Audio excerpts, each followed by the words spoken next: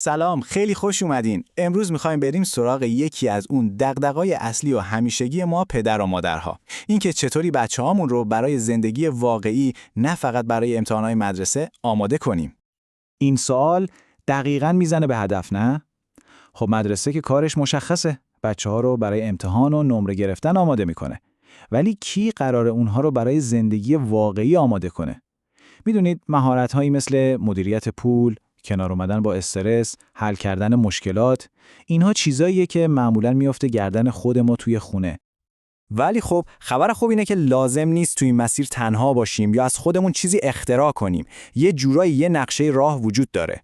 توی چند دقیقه آینده میخوایم یه مسیر خیلی عملی و روشن رو با هم ببینیم که چطور میتونیم استقلال و مسئولیت پذیری رو تو وجود بچه‌هامون بسازیم. پس بزن بریم. خب اولین قدم که به نظر من مهمترین قدمم هست اصلا ربطی به آموزش مهارت نداره.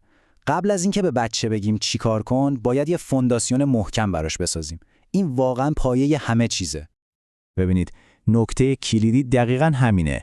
بچه‌ها تا وقتی احساس امنیت و پذیرش نکنن جرأت نمی‌کنن چیزای جدید رو امتحان کنن یا ریسک کنن.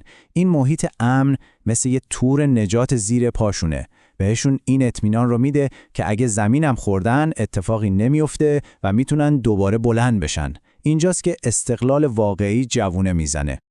این محیط امن روی 3 ستون اصلی وایساده. اولی امنیت عاطفی بی قید و شرط.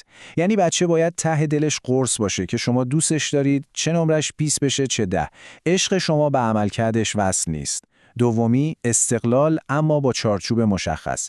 یعنی بهش اجازه انتخاب میدیم اما توی یه محدوده امن و تعریف شده. و سومی که خیلی هم مهمه عادی سازی شکست. یعنی کاری کنیم که بفهمه اشتباه کردن آخر دنیا نیست، اتفاقا یه بخش طبیعی و حتی ضروری از یاد گرفتنه. خیلی خوب، حالا که فونداسیون رو ریختیم وقتشه که بریم سراغ ساختمون اصلی، یعنی همون مهارت‌ها. حالا دقیقاً چه چیزایی رو باید یادشون بدیم؟ از اینجا به بعد دیگه بحث کاملاً عملی و کاربردی میشه.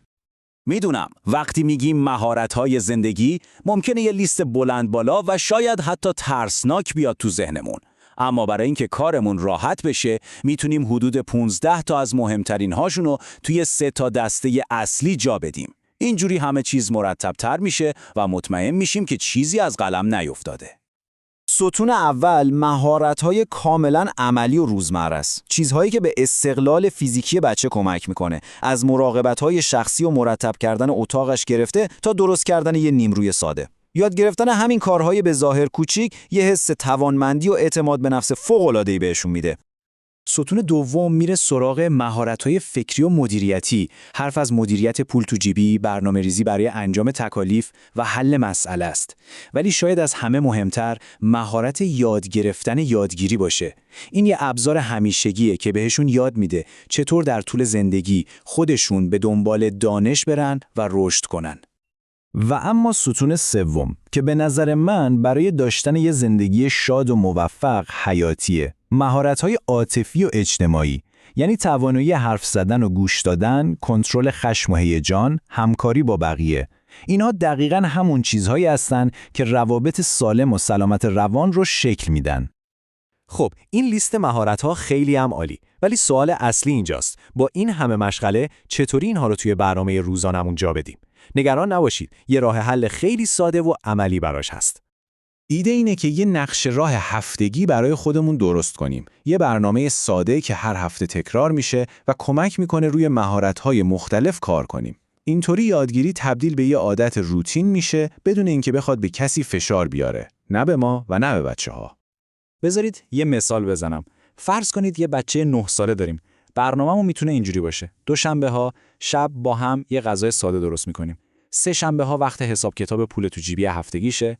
چهارشنبه‌ها مسئولیتش آب دادن به گلدوناست. می‌بینید چقدر ساده است؟ هر روز یه کار کوچیک ولی مستمر. همین قدم‌های کوچیکه که در نهایت نتیجه بزرگ میده. و حالا میرسیم به یه ابزار جادویی.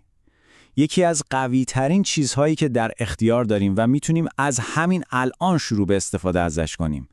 قدرت کلماتمون. یه تغییر کوچیک تو حرف زدنمون میتونه یه دنیای تفاوت ایجاد کنه. به جای اینکه بگیم آفرین چقدر باهوشی، بگیم آفرین به این تلاش. دیدم که چقدر زحمت کشیدی. میدونید فرقش چیه؟ وقتی میگیم باهوشی انگار موفقیت یه چیز ذاتیه، ولی وقتی تلاش رو تشویق میکنیم داریم به پشتکار و جنگندگی بها میدیم. یعنی دقیقاً همون چیزهایی که دست خودشونه و میتونن بهترش کنن. و این جمله رو داشته باشید برای وقتایی که اوضاع خوب پیش نمیره. به جای اینکه سرزنشش کنیم، ازش بپرسیم خب از این اتفاق چی یاد گرفتیم؟ فکر میکنی دفعه بعد چیکار کنیم که بهتر بشه؟ این سوال شکست رو تبدیل میکنه به یه پله برای یادگیری، نه یه دیوار بن‌بست. و در آخر میخوام این سوال رو از خودتون بپرسید. با همه این حرفها، اولین قدم کوچیکی که همین امروز میتونید برای آموزش یکی از این مهارت‌ها به فرزندتون بردارید چیه؟ لازم نیست کار بزرگی باشه. شاید فقط درست کردن یه سالاد باشه، یا شاید فقط عوض کردن جمله چقدر باهوشی با چه تلاش خوبی کردی. قدم اول با شماست.